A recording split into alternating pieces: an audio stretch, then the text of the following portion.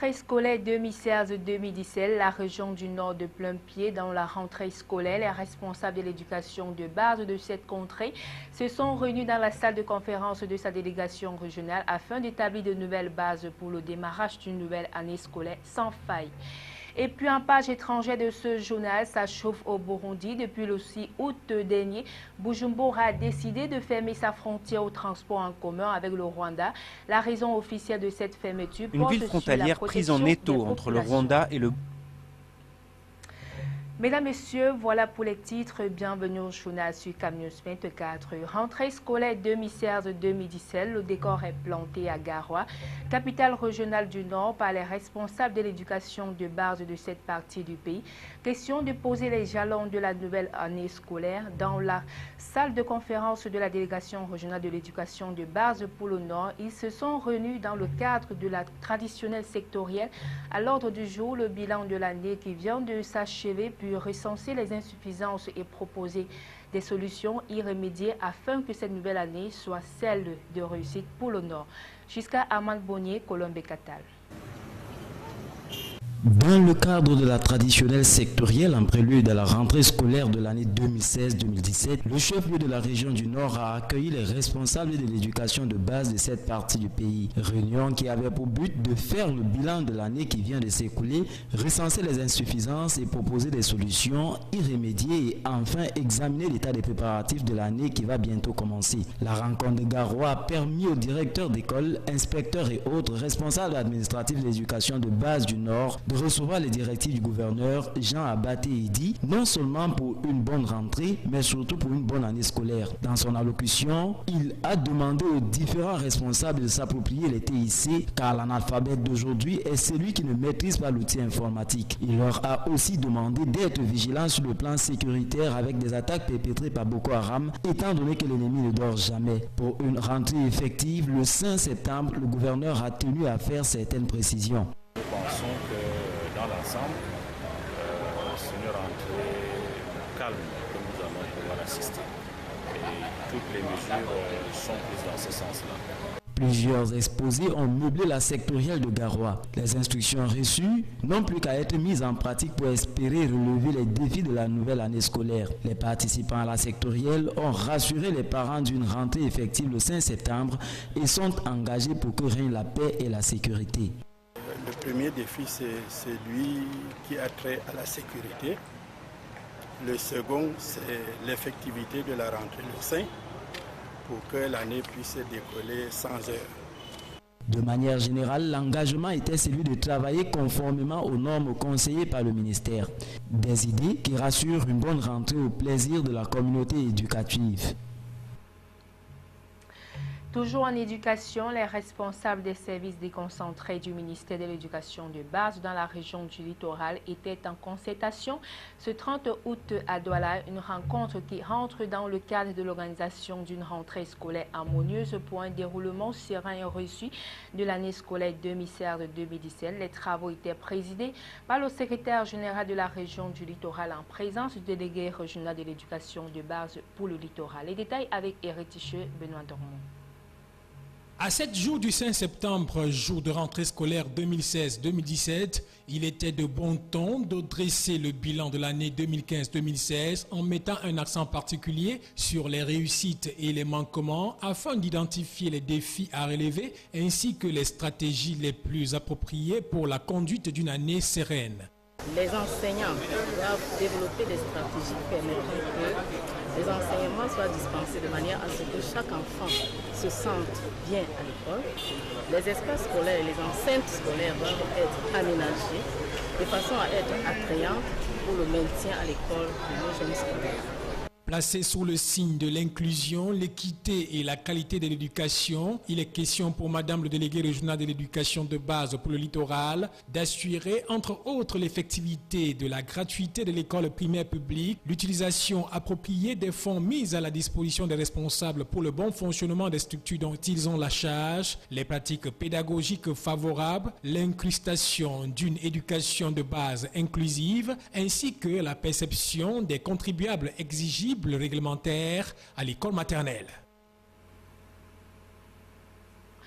Autre chose à présent, coopération bilatérale Cameroun-Afrique du Sud. Les deux pays réchauffent leur partenariat économique.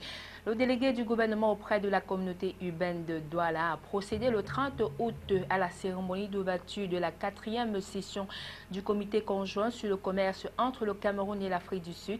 Une vision qui entre dans le cadre du renforcement du partenariat Sud-Sud. Justice Totouam, Josué Gongan.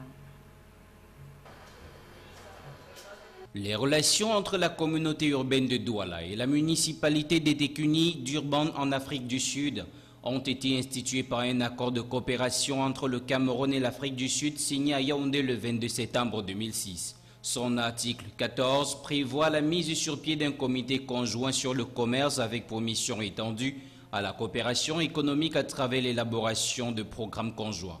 Ce rassemblement se situe dans le prolongement de cette coopération.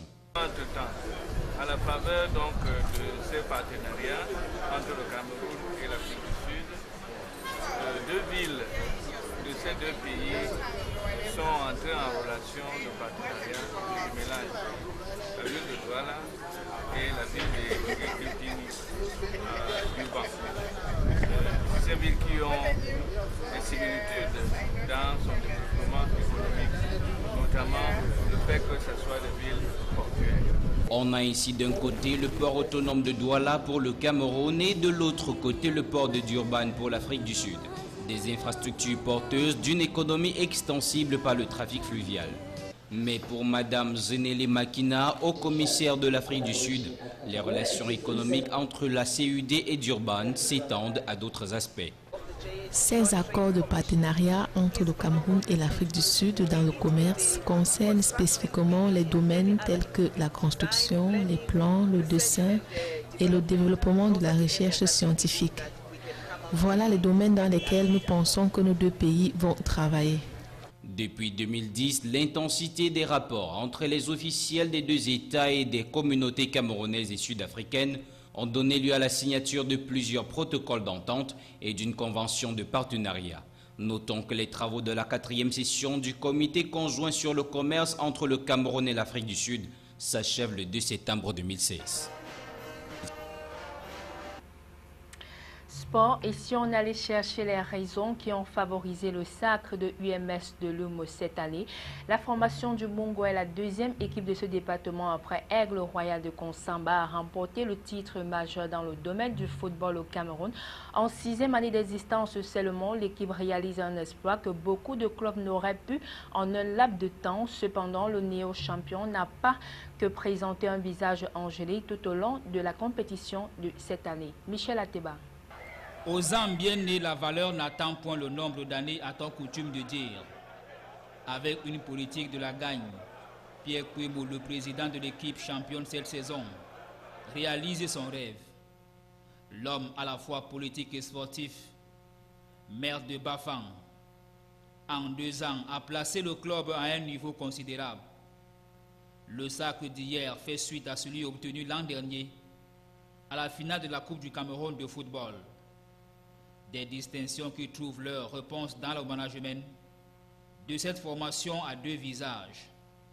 Il faut alors aller fouiller dans le recrutement de cette saison sportive pour comprendre pourquoi l'équipe aligne autant de victoires cette année, soit 23 toutes compétitions confondues. UMS de Loum est la seule formation imprenable cette saison sportive à Loum et qui manie le plus de victoires à l'extérieur. Avec à sa tête Adolphe Eke, un entraîneur à l'expertise avérée. L'effectif est constitué des meilleurs joueurs de l'heure au Cameroun. Mais malgré ce visage angélique, se cachent aussi d'autres mots qui minent le club champion. Les salaires impayés, la corruption, l'indiscipline, mais aussi les rapports incestueux entre le président de l'équipe et les arbitres. Le tout qui fait dire à plusieurs qu'en dehors des performances sur l'heure de jeu, l'équipe a bénéficié d'un sacré coup de pouce pour être sacré champion cette saison.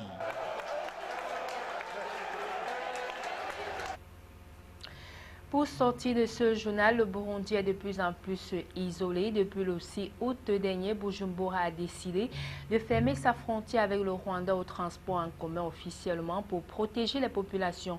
Fin juin, le Burundi avait interdit l'exportation de produits alimentaires avec les pays étrangers en cause le risque d'une pénurie causée par la sécheresse. Le point avec nos confrères de l'AFP. Une ville frontalière prise en étau entre le Rwanda et le Burundi, aux relations diplomatiques difficiles. Le commerce tourne au ralenti à Ayanjaru depuis 2015, quand le président burundais s'est présenté à un troisième mandat controversé, accusant le Rwanda de soutenir la rébellion. Le Burundi a interdit aux bus de franchir les barrières, officiellement pour des raisons de sécurité. Les voyageurs doivent maintenant traverser la frontière à pied. Depuis cette interdiction, le prix du trajet a beaucoup augmenté. Maintenant, pour faire un aller-retour, ça coûte 20 000 francs rwandais, alors qu'avant, ça ne coûtait que 12 000. Fin juillet, le Burundi a également interdit l'exportation de produits alimentaires, disant craindre une pénurie à cause de la sécheresse. Une décision qui touche surtout les petits commerçants. Notre commerce a été très affecté par la décision du Burundi. Nos principaux clients venaient du Burundi et traversaient la frontière pour acheter nos produits. Mais certains ont trouvé des astuces pour faire passer quelques marchandises au noir et survivre. Je cache un peu de riz sous mes vêtements et je passe la frontière. Au Rwanda, les prix des denrées alimentaires ont déjà augmenté. Le gouvernement a qualifié la décision du Burundi d'illégale, car contraire au statut de la communauté des États d'Afrique de l'Est. Voilà qui met un thème à cette édition d'information sur CANews 24. Merci de votre fidélité.